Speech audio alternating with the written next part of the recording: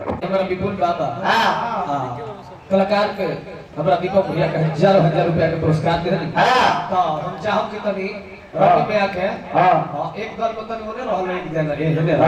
ठीक रही बहुत सुंदर देखिए लो तक हम काटी बचा के पचे देवा दे हां तब ठीक है छोड़ गई बा एने उसर बा ठोक दे लगा ना तो ठोका खत्म कर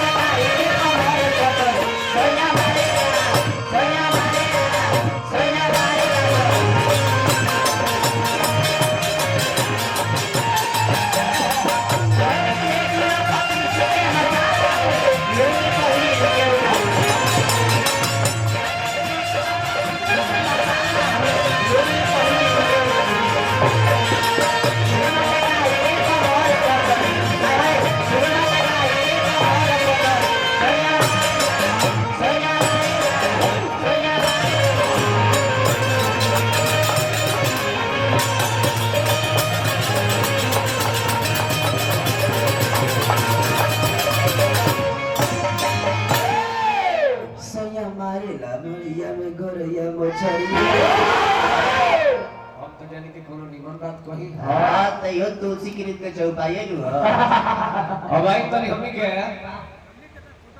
गाना बजाना बहुत सुंदर और तो बोला मतलब सुंदर ना मैंने ठोकराइनो से खत्म आप उन पता अब जाई अजय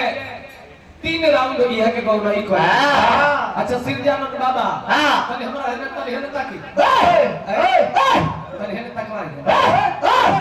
पागल में अरे वालों से हम पूछता नहीं आप सिरजानंद बाबा से भी पूछता नहीं कि वो 3 ताल गौरी अच्छा अपना मने दिल पे हाथ रख के कहो आज रबा कितना सुंदर गौरी गौले भाई और न तो यहाँ के एगो बात कहलिए बड़ा दुख के बात होला बड़ा दुख लागल हो यहाँ के कहनी हो आज वोट काहे खातिर गिनता नहीं सब ए जा केनुना फलाना कहल के जा घर के लोग सबे लोग इराउल भूल भूल बा यदि अगर एजा जिला दादी होई तो अजीत भैया यही घर के होंगे यही जिला के होंगे अजीत हलचल जी बलिया जिला से कमलेश देहाती जी जीत के ना जीते गलती बात बा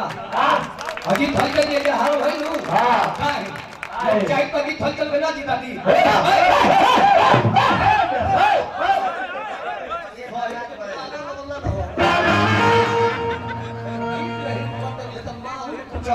तालो का बुआ दे देता भी देखी रवा गौनई जे में गावत नहीं ए मंच पर इने गौनई ना होला हे मंच पर और जगह रवा गौले हो तो ए मंच पर ए बन लो ओ मेरी हम आई रहनी मोर जी के सब सील डोल दे दिया रहे आई रहनी नु अच्छा खोज पब्लिक से देखो तनी की बाप रे बाप दूसर के राउंड में सारा लोग के भगा ये तार गौनई हो बाप तो बोले लूर नहीं खे हो अच्छा बताओ ई कहले जे तू कुकुर हो अच्छा हम कुकुर होय कब हमने तरी तोरा ते कुकुर होवे रे ते कुकुर होय एक बोले अच्छा ठीक बा हम कुकुर होय तू 5 मिनट खातिर पिल्ली बन जीबो तू पिल्ली बन तारा के पेल के जिया जियान में के करे के फंसा के घूमे के बा राउंड मारे के पंचायत चौराहा पे तनी जल्दी बाबा मेरा के पतला कर दी बढ़ाई साउंड मत दी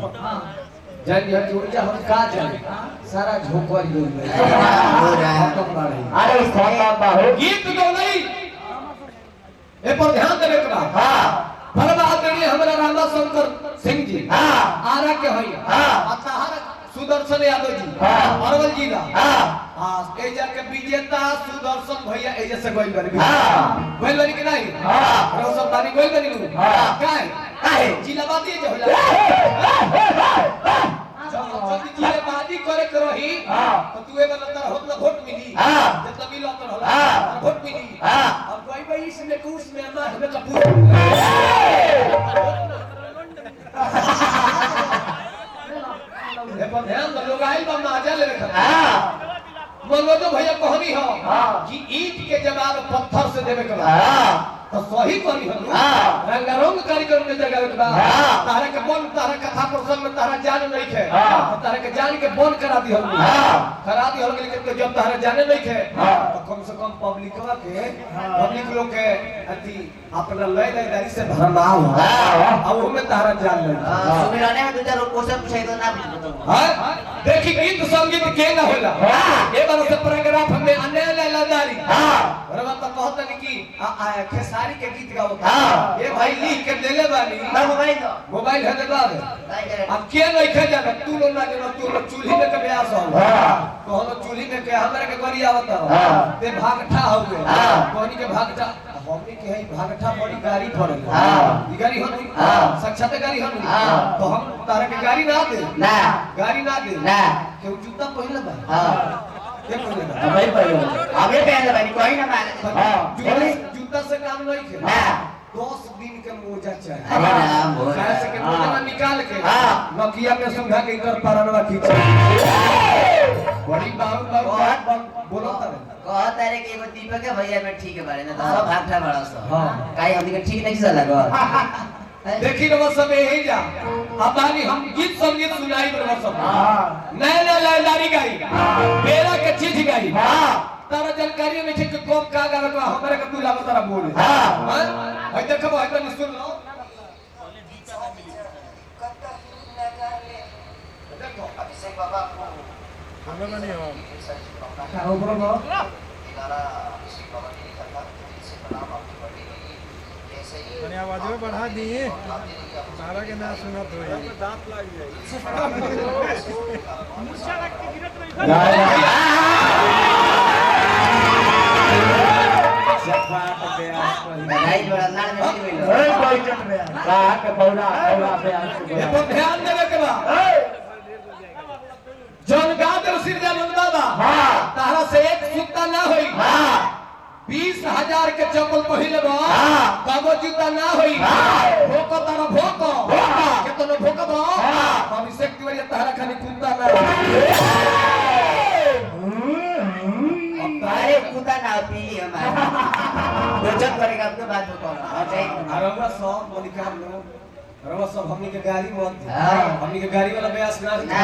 रोलो साक्षात कहत कि भागता हुआ हां तू ना तो हां तू भागता भागता ही सब